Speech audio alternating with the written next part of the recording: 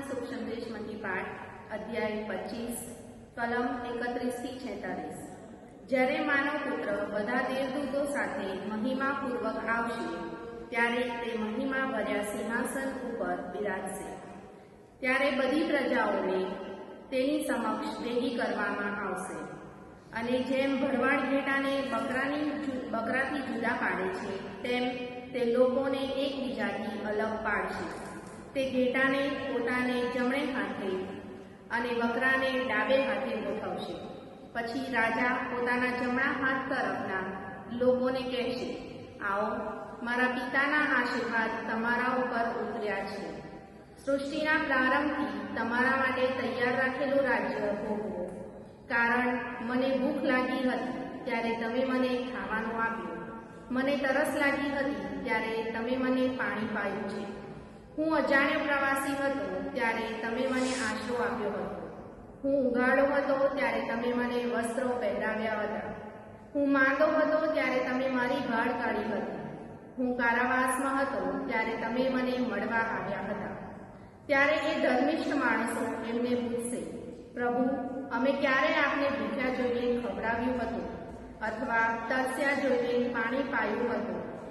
આપને અમે ક્યારે અજાણ્યા પ્રવાસી જોઈને ઘરમાં આશરો આપ્યો હતો અથવા ઉઘાડા જોઈને વસ્ત્રો પહેરાવ્યા હતા? અથવા ક્યારે અમે આપને માંદા અથવા કારાવાસમાં જોઈને ખબર કાઢવા આવ્યા હતા?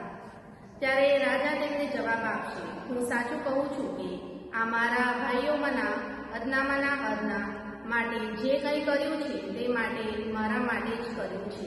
ત્યારે પછી તે પોતાના ડાબા હાથ તરફના લોકોને કહેશે, ઓ શાપિતો, મારાથી દૂર હટો, શૈતાન અને તેના દૂતો માટે તૈયાર કરાયેલા શાશ્વત અગ્નિમાં પડો, કારણ મને ભૂખ લાગી હતી ત્યારે તમે મને ખાવાનું નહોતું આપ્યું, મને તરસ લાગી હતી ત્યારે તમે મને પાણી નહોતું પાયું, હું અજાણ્યો પ્રવાસી હતો ત્યારે તમે મને આશરો નહોતો આપ્યો, હું ઉઘાડો હતો ત્યારે તમે મને ઢાંક્યો ન હતો, હું માંદો અને કારાવાસમાં હતો ત્યારે તમે મને મળવા નહોતા આવ્યા।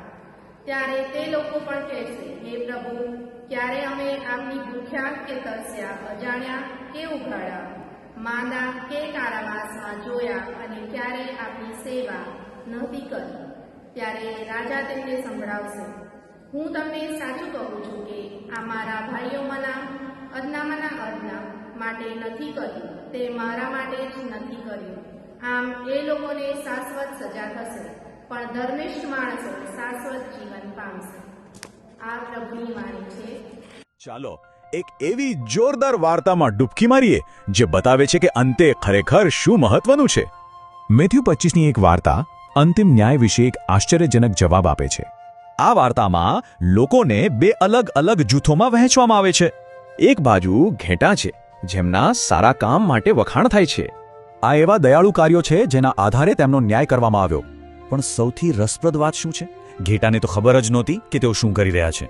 ઈસુએ રહસ્ય ખોલ્યું, જરૂરિયાતમંદોની સેવા એ જ મારી સેવા હતી। આ વાર્તા સફળતા અને મહાનતાના આપણા આધુનિક વિચારને પૂરી રીતે બદલી નાખે છે। આપણને સ્કૂલ, કોલેજ કે કામના લક્ષ્યોથી આગળ જોવાનો પડકાર આપે છે। આસપાસ જુઓ, કોણ ચૂપચાપ સંઘર્ષ કરી રહ્યું છે અને કોને પ્રોત્સાહનની જરૂર છે। અને આ બતાવે છે કે સાચો ફેરફાર લાવવા માટે કોઈ પણ ઉંમર નાની નથી। આ કરુણાને રોજિંદા જીવનમાં અમલમાં મૂકવાની કેટલીક સરળ રીતો છે। આનો અર્થ એ છે કે શ્રદ્ધા માત્ર પ્રાર્થનામાં નહીં પણ આપણા કાર્યોમાં દેખાય છે। એટલે અંતે તો એ જ મહત્વનું રહેશે કે આપણે બીજાને કેટલો પ્રેમ અને સેવા આપી। તો આ વાર્તા આપણને વિચારવા માટે એક મોટો સવાલ આપી જાય છે।